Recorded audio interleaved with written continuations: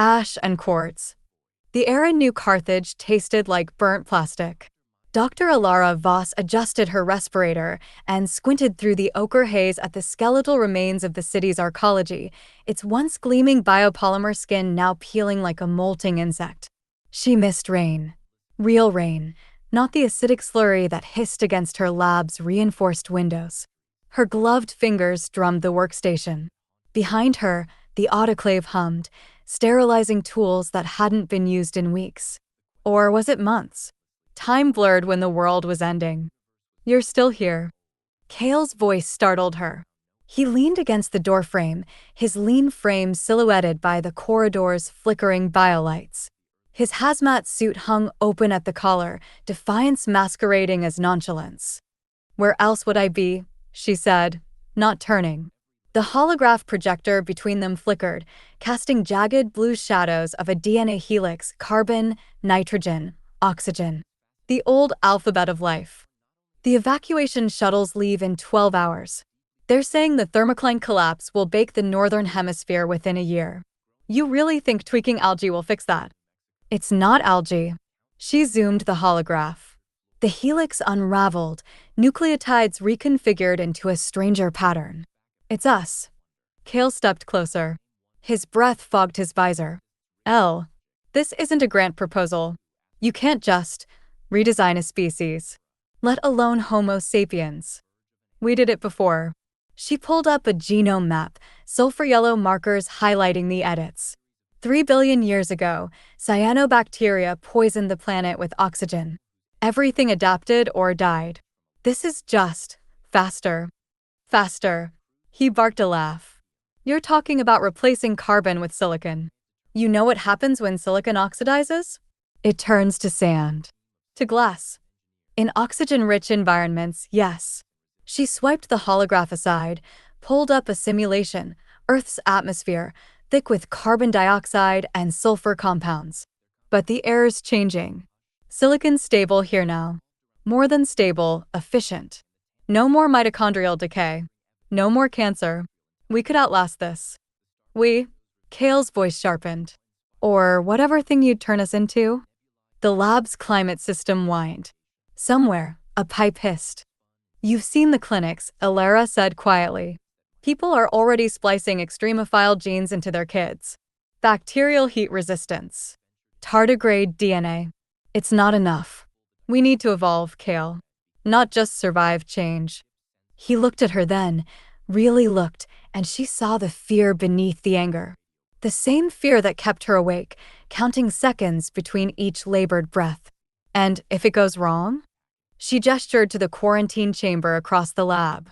Inside, a glass terrarium shimmered with crystalline moss, its fronds glittering like crushed opal. Strain XC9.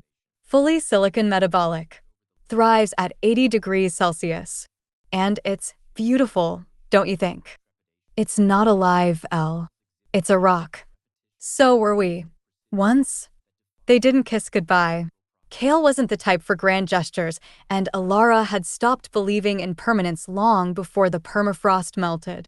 But when the evacuation sirens blared that night, he lingered at the lab's threshold, a duffel bag slung over his shoulder. "Come with me," he said. She didn't look up from the electron microscope. "The Chryse Basin colony has a 3-year survival projection. My work here has 1,000,000.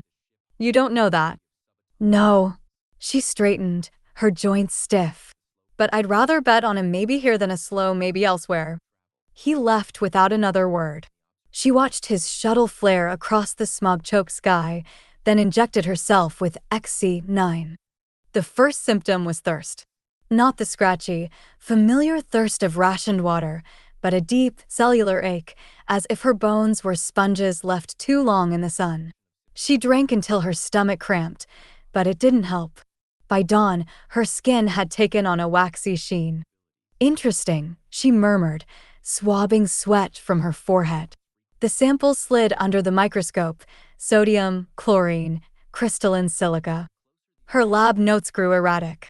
Day 4, keratin replaced by silicon dioxide lattice. Fascinating tensile strength. No pain receptors affected. Why? Day 7, eyesight deteriorating. Cornea's crystallizing? Adjusted to 1,100 nanometers wavelength. New spectrum, infrared textures. The walls, breathe? Day 11. Voice box rigid.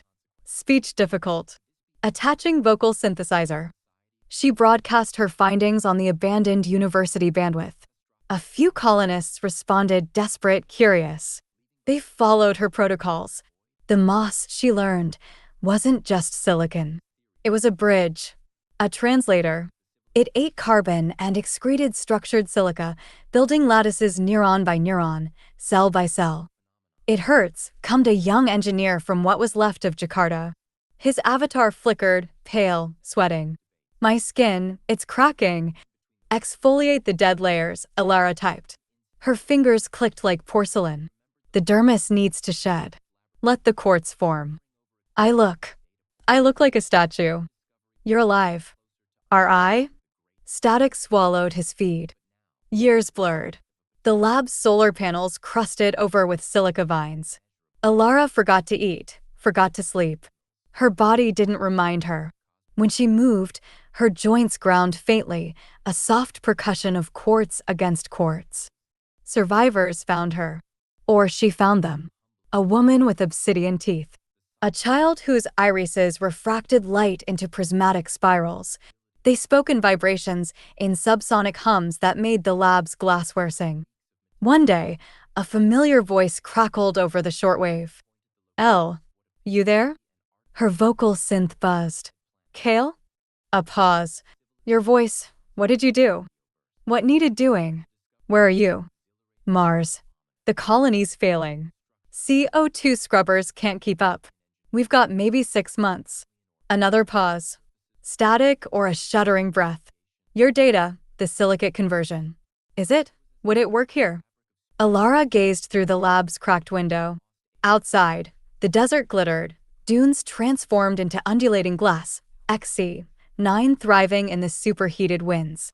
In the distance, something moved. Tall, angular, its skin mirroring the sky. "Yes," she said. "But you won't be human anymore." Kael's laugh was raw. "Were we ever?" The last transmission from Mars arrived a decade later. Elara played it in the lab's ruins, now subsumed by a cathedral of self-assembling silica. The holograph showed figures moving through crimson dust, sleek, faceted, their bodies bending light. No helmets. No suits. "It worked," Kael's voice said. Or something that remembered being Kael. "We're coming home."